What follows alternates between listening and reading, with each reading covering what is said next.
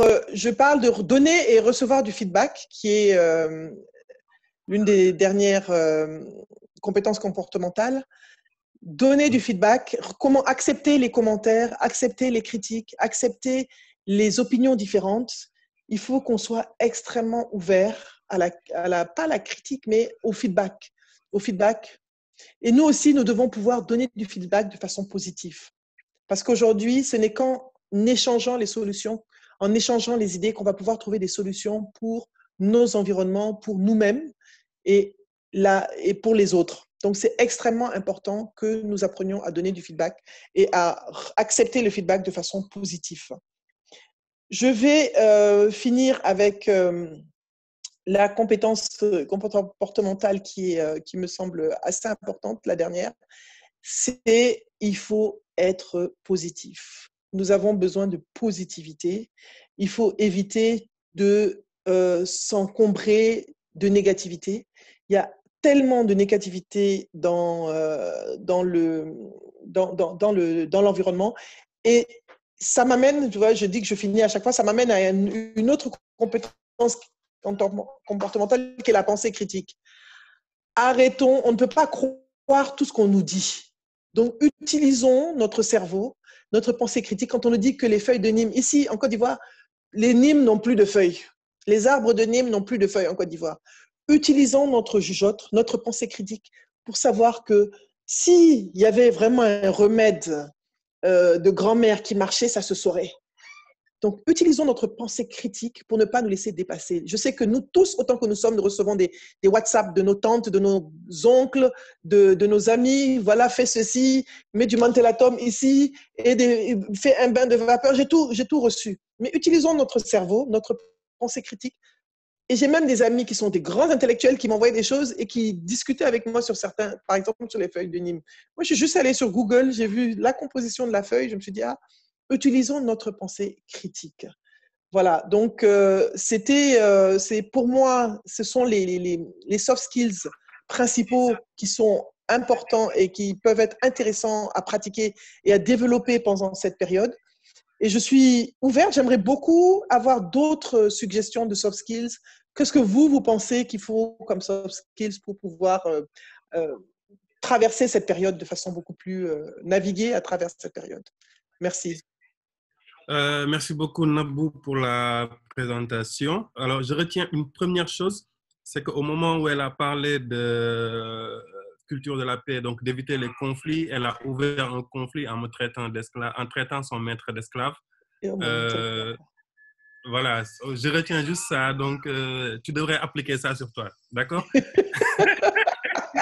C'est pour rire, les gens comprendront. Donc, je retiens également que les soft skills que tu as présentés ont de la valeur aussi bien dans la vie quotidienne familiale que dans l'espace, disons, professionnel. En fait, c'est plutôt un prolongement en fait, de ces deux espaces-là d'une question de... Et il y a un mot important qui est revenu, c'est le mot éthique, en fait, qui va définir comment on se comporte en société, aussi bien à la maison, dans la rue que chez les autres. Donc, il y avait la question de Aïda qui demandait un conseil, qui disait qu'en fait, il y a sa mère qui est très stressée par la situation et qui malheureusement passe ses nerfs sur elle, donc sur Aïda. Qu'est-ce que vous lui conseillerez pour pouvoir gérer cette situation? Alors, Aïda, je pense que tu devrais l'écouter, la comprendre. Mets-toi à sa place et essaie de lui expliquer calmement la situation. Il faut que tu puisses t'asseoir avec elle et quitte à la faire rire, il faut que tu trouves des moyens de la faire rire. C'est toi qui connais ta maman, c'est toi qui sais qu'est-ce qui est le point sensible, qu'est-ce qui peut lui faire plaisir, qui peut lui détourner son attention de la situation. Parce qu'en fait, elle doit avoir toute son attention focalisée sur la situation. Donc, Aïda, c'est toi qui la connais. Qu'est-ce qu'elle aime? Qu'est-ce qui lui fait plaisir? Qu'est-ce qu'elle a? Comme on dit, qu'est-ce qui peut lui faire plaisir de façon à ce qu'elle puisse détourner son attention de ce stress-là. Ça a toujours été comme ça. Hein. On a grandi, nos parents, quand ils étaient énervés au travail, c'est nous qui venaient frapper. Enfin, frapper, peut-être pas forcément, mais venaient s'énerver sur nous. Mais là, il faut la comprendre. Il faut que toi, tu cultives la patience, que tu sois plus résiliente, plus patiente avec elle que tu l'as. Si tu l'étais moins avant, cette fois-ci, il faut être plus patiente avec elle. Et il faut trouver ce qui lui fait plaisir. Il faut appeler des gens qu'elle aime bien, lui passer au téléphone ses amis ou un frère, une sœur, quelqu'un qui peut lui permettre de changer son état d'esprit et essayer d'avoir des conversations avec elle sur ce sujet en lui expliquant en lui disant ce qui se passe. Peut-être que c'est la situation qui la stresse. Si c'est la situation qui la stresse, dis-lui où est-ce qu'on en est. Donne-lui les chiffres positifs. Dis-lui voilà ce qui se passe. Mets-la en garde de façon positive. Vraiment, il ne faut pas... Parce que si elle s'énerve et que toi, tu t'énerves, vous allez vous être empoisonnés dans la maison. Tu ne pourras plus tenir et elle non plus. Mais toi, tu dois être plus patiente qu'elle. Voilà. D'accord. Alors, moi, disons, j'ai une question. En fait, tout à l'heure, tu as donné l'exemple des personnes dont l'activité professionnelle et économique est au ralenti. Moi, je vais donner le contre-exemple, en fait, des personnes qui, pendant cette période, ont une activité professionnelle qui est, disons, qui super accélérée, en fait, qui connaît un truc. Je parle de l'exemple que je connais le mieux, la vie de nous, les journalistes, en fait, pendant cette période où il y a un flot d'informations qui arrive et qui est génératrice de beaucoup de stress, en fait. Ouais. Et j'en suis l'exemple type, en fait. Je reconnais enfin que, en fait, je vis mal cette situation. Quels sont les conseils que tu as à donner? Moi, je te conseille de déconnecter quand même pendant certains temps. Je sais que tu ne peux pas par rapport à ton métier, mais il faut que tu déconnectes par rapport à l'information, que tu te donnes une heure de détox médiatique par jour. C'est-à-dire, dans la journée, prends une heure pour toi où tu éteins tout ça là, où tu n'insultes pas les phalènes et où tu... là. Une heure, c'est très important. Une heure où tu fais de la détox, même le WhatsApp, tout ça, tu déconnectes complètement, tu te mets un bon film ou tu te cherches un truc comique sur YouTube, tu cherches quelque chose qui va te faire rire, et tu vas reprendre de l'énergie positive. Je te conseille aussi de faire de la méditation. Moi, j'en fais positive. J'en fais parce que j'ai des insomnies, mais de te prendre une vidéo sur YouTube, tu as des vidéos de méditation, d'essayer et de rentrer en toi, de te relaxer complètement. Et je suppose que tu fais du sport, Ismaïla. Non. Voilà, si, je fais la sieste. Ouais, mais ça, c'est pas un sport. Mais sinon, C'est mon sport. le stress, c'est important. Non, la sieste, c'est important. Faire la sieste, c'est important. Même comme moi, j'ai l'impression que tous les jours, chez dimanche, je suis fatiguée de me coucher. Donc, la sieste, si tu dors peu, la sieste, c'est une bonne façon de récupérer. Mais je te conseille, essaye la méditation. Je t'enverrai des vidéos que tu peux essayer. Et je te dis, moi, je doutais de ça. C'est une amie qui est à Dakar qui m'a initiée, qui m'en a parlé. Et quand j'ai commencé, ça m'a aidé pour dormir, ça m'a déstressé, ça m'a aidé quand j'ai fait mon burn-out. La méditation aide beaucoup. Et regarder des choses drôles. Il y a un truc que j'aime bien en ce moment, c'est vrai qu'il y a beaucoup de vidéos bêtes ça a l'air bête, mais moi, ça me fait rire et ça me détend. Toi, tu as besoin d'une heure de détox quotidienne. Il faut que tu fasses de la détox. C'est extrêmement important. Il y a Aïda qui dit que Jeng ne connaît pas le sport. Je pratique la sieste, c'est ça mon sport. Ça va, respecter mon sport. Moi, je te conseille d'avoir une activité physique, quelle qu'elle soit, marcher. On n'a pas dit d'aller sur la plage, retrouver tous les gens qui sont à la plage. Mais marcher un peu, ça fait du bien, quoi. Voilà, il y a Aïcha qui dit le TikTok la nuit, ça distrait. Au TikTok, ça fait très rire. Oui, il y a Cherfal qui a aussi une préoccupation. Oui, il y a Cher qui dit que... Alors, j'allais poser la question pour lui s'il ne l'avait pas fait. Lui, en fait, il est quasiment au bord de l'hypocondrie. C'est-à-dire qu'il stresse tellement qu'il est sûr d'avoir la maladie. Ah oui, mais tu sais, c'est quoi? C'est de l'anxiété. On dit que quand c'est une crise d'anxiété, quand tu fais des crises d'anxiété, tu commences à développer les symptômes de la maladie. Donc, voilà, Cher... il est sûr d'avoir le coronavirus. Mais moi, j'ai eu ça. Hein. Moi, je t'inquiète, je pense qu'on est tous passés par les mêmes phases. Non, c'est une situation... Salam alaikum. Nabou, j'ai une question. Je peux aller? Oui, je vais répondre à la... Je me présente. Je réponds à la question de Cherfal. Maïmouna? D'accord. Voilà. Alors, Cher, ce que je te conseille, tu te mets dans la musique et... tu es guéri maintenant, hein, Cher. Alhamdoulilah. Donc, comme tu es guéri, mais rigole, mets-toi des trucs comiques, ris. La méditation, ah oui, Aïda, la méditation, c'est excellent, ça aide énormément. Yael Fatou donne une bonne idée, dansons. Hier matin, l'autre jour, il y a Nafitou qui a mis DJ Eduardo sur Facebook, mais moi, j'ai mis DJ Eduardo en direct sur Facebook, mais j'ai dansé dans ma chambre. comme si j'étais en boîte. J'ai dansé correctement. J'ai vraiment dansé. Donc, c'est important. Tu mets de la musique, tu danses. Voilà. Maïmouna, tu avais une question? Oui, Aïcha, ça va? Autant pour moi, Nabou. Là, tu vois que je stresse tellement. Ça va Euh, aller. oui, moi, ma question, c'est que j'attendais un moment, par exemple, depuis quelques mois, je préparais quelque chose. Donc, c'est presque arrivé. Mais là, je me sens mal pour m'engager dans cet élan parce que je me dis, il y a cette pandémie, tout le monde est focalisé et que moi, je cherche des choses personnelles. Je parle à des personnes qui ont plus de soucis que moi, alors que j'attendais cette heure depuis des mois. Là, ça me stresse si je sais que je ne vais pas aboutir, je ne vais pas avoir ce que je voulais, ce que j'attendais depuis quelques mois. En fait, j'ai dansé, j'ai fait le sport, j'ai fait des goûters de confinement, j'ai fait plein d'astuces, mais je vois que je suis toujours Maïmouna, tu dois faire stressée. une chose. Maïmouna, il ne faut pas mourir avant la mort. La vie continue. La vie, là, il y a la pandémie, mais il y a la vie aussi. On doit continuer à vivre. On doit continuer sur nos projets. On doit continuer sur ce qu'on a prévu. On ne peut pas Mais est-ce arrêter de que, par vivre. exemple, continuer ce projet serait égoïste de ma part, je le dirais. C'est pas égoïste. Tu as le droit d'être égoïste. Tu as le droit de continuer à avancer dans ta vie. Tu as le droit de vivre. Ah non, il faut pas que tu... Si c'est ce qui te reste, il faut que tu avances. Ah non, non, non, non, non. Il faut que tu continues. Si tu n'enlèves rien à personne, non. Tu ne prends rien à personne. Non. Mais tu te construis. Maïmouna, la vie continue. Il faut qu'on comprenne une chose, c'est que la vie continue. La vie n'est pas finie. Aduna diakhul. La vie continue. Le monde continue et le monde va continuer. On est encore là, on a des projets, tu dois continuer, avancer. Au contraire, tu ne dois même pas stresser. Ce projet doit t'aider à avancer, doit te donner de l'énergie pour avancer. D'accord? Ok, mais le souci seulement, quand du comportement, on te dit que ce n'est pas le moment opportun. Donc, c'est ça mon souci, moi, en fait. Il va falloir que tu puisses déconnecter de ce que les gens pensent. Parce qu'aujourd'hui, en même temps, on est dans la solidarité, mais en même temps, c'est toi qui dois pouvoir penser pour toi-même. Tu dois continuer à vivre.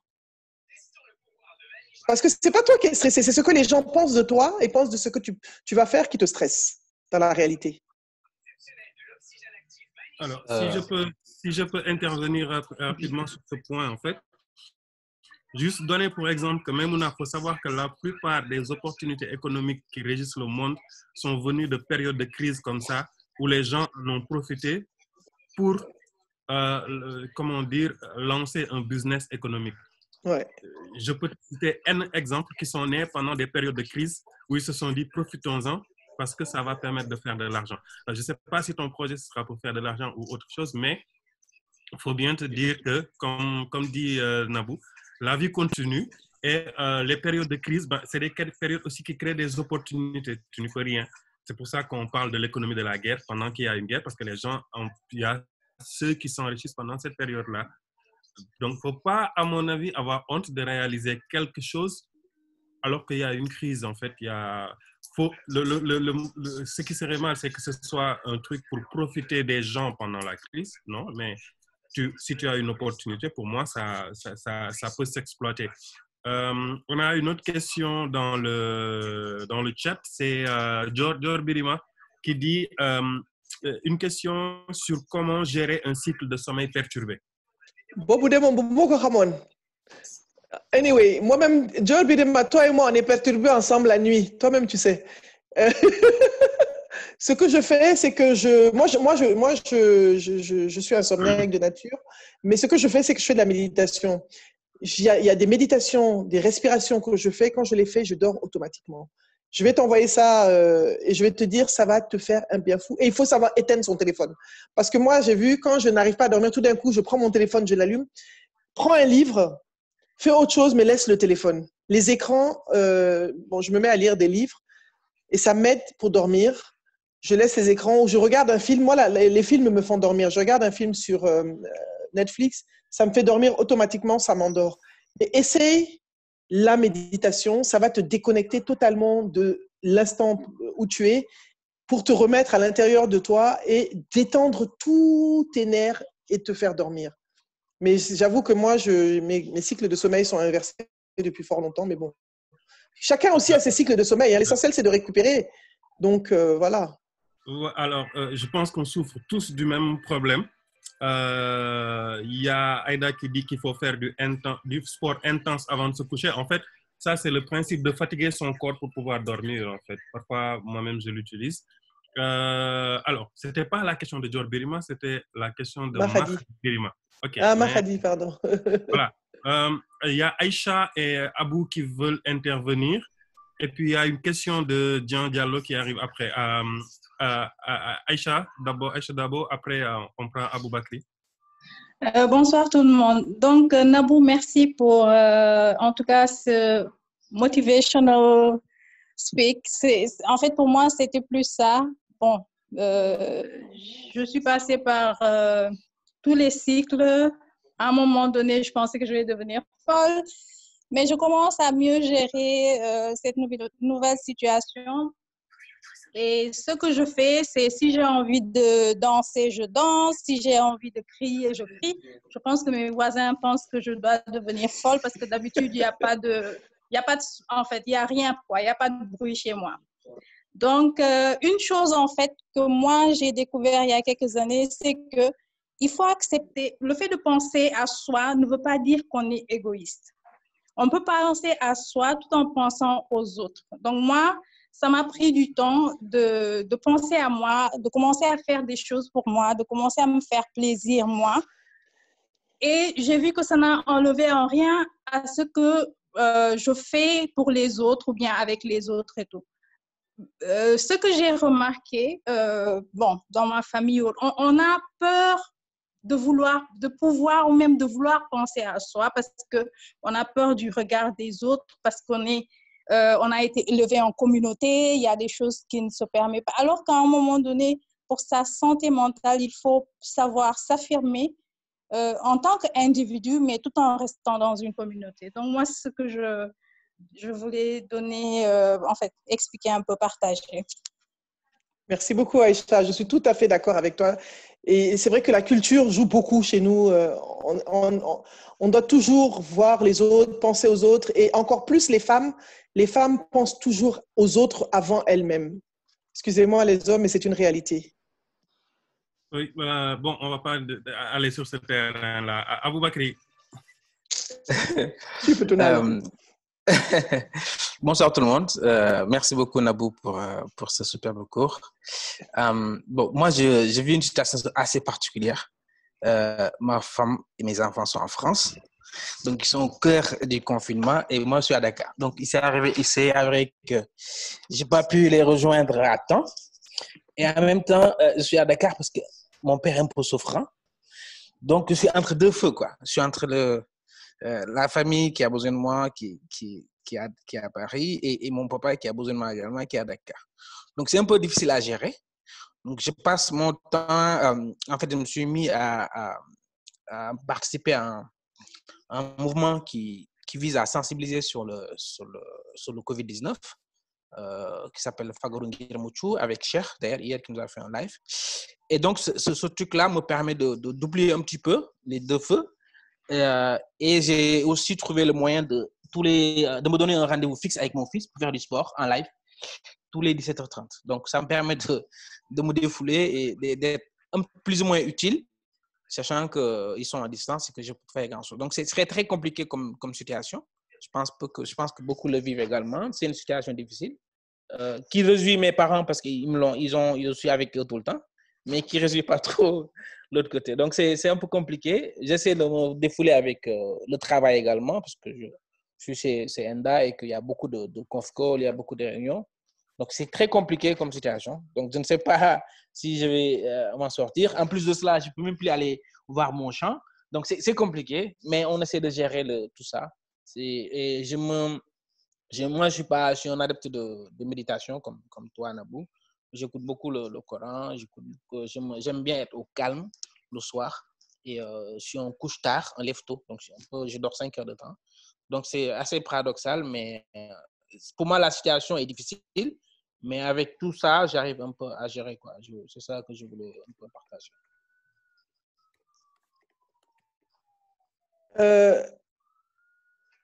Allô, Abou? Abou, oui, apparemment, il a fini, en fait. Oui, Tu peux oui. y aller, Abou. Oui, Abou, merci d'avoir partagé. Je te comprends parfaitement. Parce que, bon, moi, c'est le contraire. Je suis avec mes enfants, mais ma mère est en France. Et ça me stressait au début. Je lui disais, oui, il faut que tu reviennes en Afrique parce qu'en Afrique, Kamgarek. Et puis finalement, ma mère me dit, écoute, moi, je ne sors pas. Je suis à la maison. Donc, j'ai décidé de voir les choses positivement. J'ai décidé de refuser de stresser par rapport à ça parce que aussi les énergies qu'on transporte, les énergies qu'on a sont assez négatives et ça permet aussi d'impacter sur eux. Tu es le papa, ils ont besoin de ton énergie positive et tes parents, aujourd'hui, nos parents sont plus vulnérables que nos enfants. Je veux dire, tes enfants, ils n'ont aucun risque, ils sont en sécurité, alhamdoulilah. Tes parents ont plus besoin de toi, je pense maintenant même que tes enfants. Et tes enfants, ils sont dans un environnement où le système sanitaire quand même est pas mauvais. Et bon, il y a toute une organisation qui est autour de là. Donc, tu n'as pas à t'inquiéter. Et moi, je pense que avec les moyens de communication qu'on a aujourd'hui, c'est vrai que je pensais exactement comme toi au début. Hein. Je dormais très mal. Je dis, ma mère est là-bas tous les jours. Je regardais les chiffres. On dit les personnes qui ont plus de 60 ans. Donc, tout ça, ça me stressait, tu vois. Mais je me suis dit, le fait de stresser, comme on dit, ça ne va rien changer. Le Covid est là. L'essentiel, c'est que je m'assure qu'elle respecte ce qu'il faut et c'est quelqu'un de raisonnable. Ma mère est hypochondriaque, elle est comme Cherfal. Mais elle était avant, elle est maintenant. Donc, je ne m'inquiète pas pour elle. Elle est maniaque, elle nettoie tout le temps partout, elle a toujours été comme ça. Donc, je suis rassurée. Je sais que s'il y a quelqu'un qui désinfecte partout, c'est elle. Donc, il y a des petites choses comme ça que tu sais, les enfants sont à la maison. Tu sais qu'ils sont avec leur maman, tu peux communiquer avec eux et je pense que c'est très bon. L'heure de sport quotidien, ça vous permet de connecter et ça te rassure en même temps. Il y a Pape Massamba qui voulait parler. Pape Massamba Ndiaye. Merci, Allô?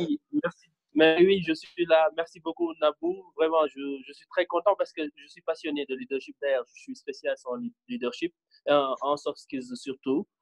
Et là, je me rends compte qu'aujourd'hui, en cette période de pandémie, nous vivons tous les mêmes problèmes. Et je pense que le plus important aujourd'hui, moi personnellement, ça m'arrive de déjanter grave, hein, parce qu'entre des collaborateurs parfois vraiment qui veulent déverser leur stress, leur ancienneté sur toi-même et tout ça, la famille à côté, il y a les charges et tout ça, peut-être parfois il y a des choses que tu ne peux plus, ben, à un moment donné, ben, c'est pas évident, quand on est humain normalement, c'est pas évident que l'on reste calme, quoi, que l'on reste calme. Mais le plus important, je pense que c'est cette capacité à lâcher prise. À lâcher prise. Un moment, ben voilà, il faut quand même, quoi qu'il en soit, même si aujourd'hui, pour certains, le travail se démultiplie, pour d'autres, il n'y en a pas du tout. Mais la capacité à pouvoir se lâcher prise, à quitter tout ce qui nous entoure un tout petit peu, à faire. Allô, Pape, je ne t'entends plus. De pouvoir revenir et de faire ce que l'on appelle le savoir relier et de pouvoir vraiment revoir les choses de notre œil.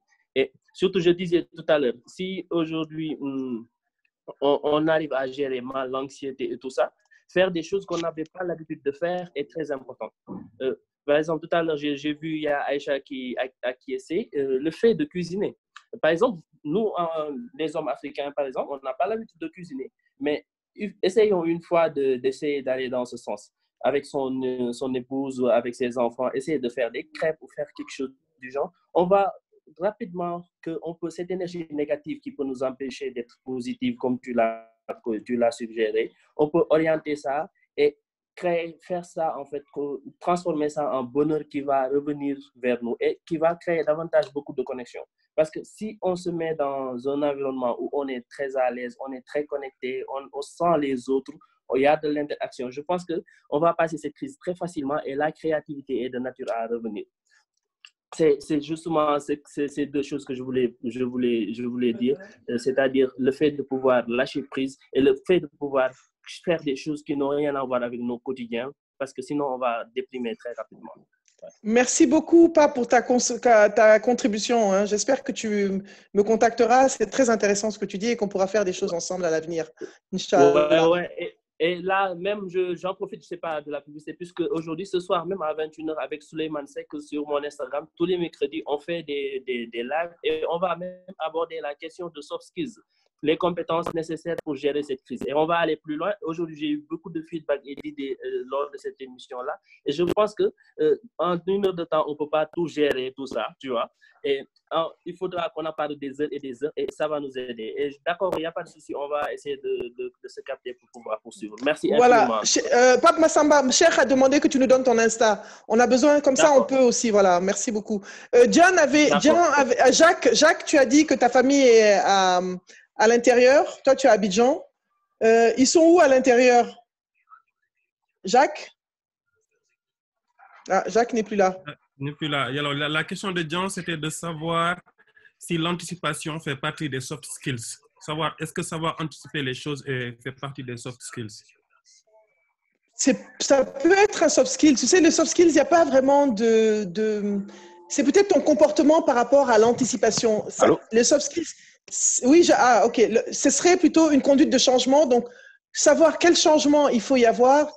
Donc, forcément, l'anticipation rentre dans la flexibilité, dans l'adaptabilité. Donc, il faut pouvoir anticiper on est obligé d'anticiper l'après. Qu'est-ce qu'on va faire après? Comment ça va être? On ne sait pas, mais on doit se préparer. Donc, tu dois anticiper pour être prêt pour l'après. Et cette anticipation relève de la flexibilité. Donc, c'est lié d'une certaine façon, John. Jacques? Oui, allô? Oui. Oui, Jacques, moi aussi, je suis à Abidjan. C'est vrai qu'on a tous les cas et je suis à Cocody. La majorité des cas sont à Cocody. Donc, laisse d'abord. Donc, c'est vrai que ce qui est difficile, en fait, le plus dur, c'est d'être séparé de sa famille. Je pense que tout le monde, quand on est ensemble, ça permet de rassurer. Mais je pense que, Jacques, ta famille est dans quelle ville? C'est ça. Ils sont dans quelle ville?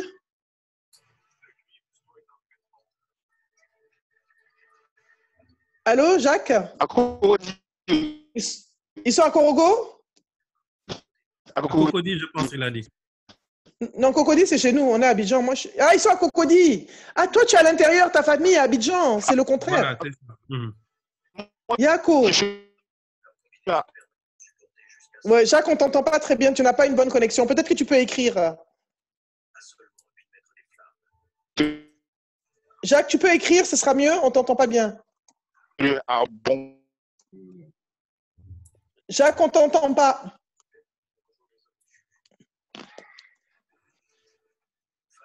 À Bongouanou. Maintenant, ma famille est à Cocody. Oui, allô? Ta famille est à la Riviera, c'est ça? Jacques est parti, je crois que sa connexion. Sa famille est à Cocody et lui, il est dans une ville à l'intérieur. Oui, à Bongouanou, il a dit à Bongouanou. Ok.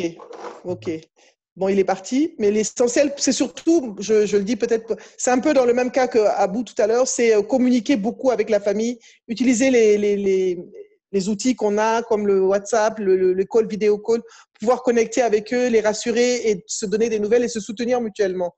Imaginez une crise comme ça dans une période où il n'y a pas de WhatsApp, il n'y a pas de vidéoconférence. Comment on aurait fait?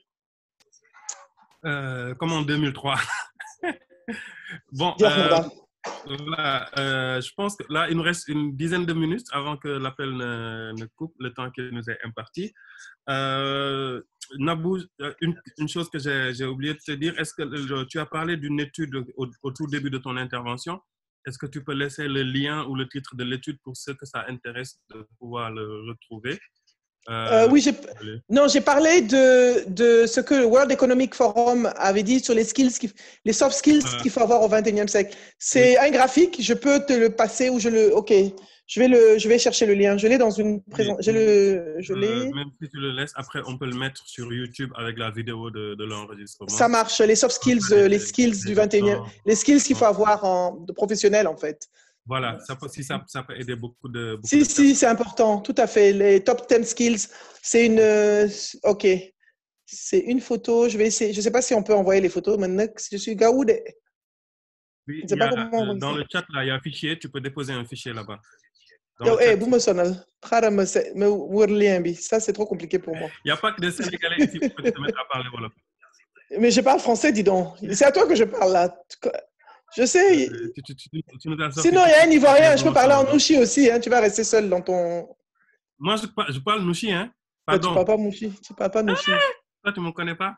Si Voilà, je tu savais que parles tu étais à pas. Abidjan, j'ai passé les fêtes de fin d'année à Abidjan. Heureusement que tu m'as pas cherché. Alhamdulillah.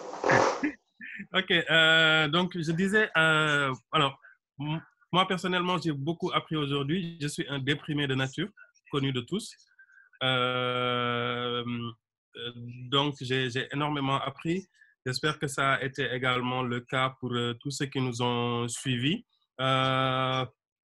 S'il n'y a pas d'autres questions dans le chat, je regarde, il n'y en a pas d'autres.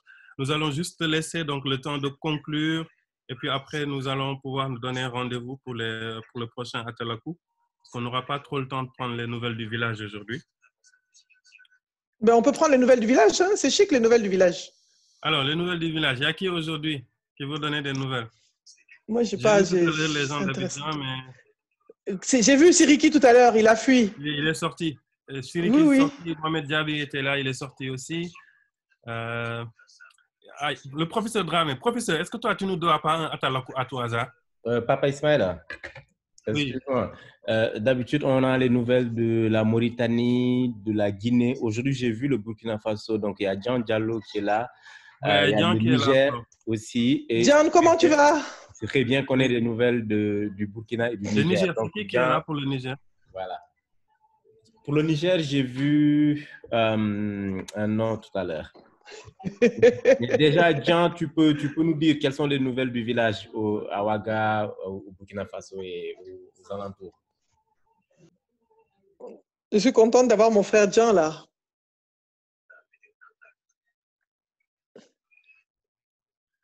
Jean, ton micro est toujours coupé. Il est en train d'écrire, oui. Vas-y. C'est bon, je l'ai activé, Jean. Tu peux y aller. Ok, super. Moi, je suis très content du leadership de Nabou et de la générosité de Affectiviste pour nous permettre de découvrir ces soft skills que chacun de nous a. Certaines personnes ont ça de manière faible, il y en a d'autres qui l'ont développé de manière forte. Merci beaucoup. Vous m'entendez? Oui, on t'entend, Jean. Oui, on t'entend. Ok, actuellement à Ouagadougou, il y a de la poussière. La ville est rouge, vraiment rouge. C'est du jamais vu. Il faut demander aux uns et aux autres. C'est incroyable ce qui se passe. C'est comme une crise climatique, mais ça va. Tout le monde est confiné. Il fait très chaud. Le ventilo qui est allumé depuis ce matin. Voilà, ça va. Je suis très content vraiment de découvrir cette facette de Nabou parce que à chaque fois, je voyais Nabou être en relation très intime avec les femmes de chefs d'État, les enfants des chefs d'État, des leaders d'Afrique, partout. Hein. Sur le plan mondial, moi, chaque fois, je me demande comment il fait, c'est quoi son secret? Ah, d'accord. Maintenant, je vois qu'elle a développé son soft skill.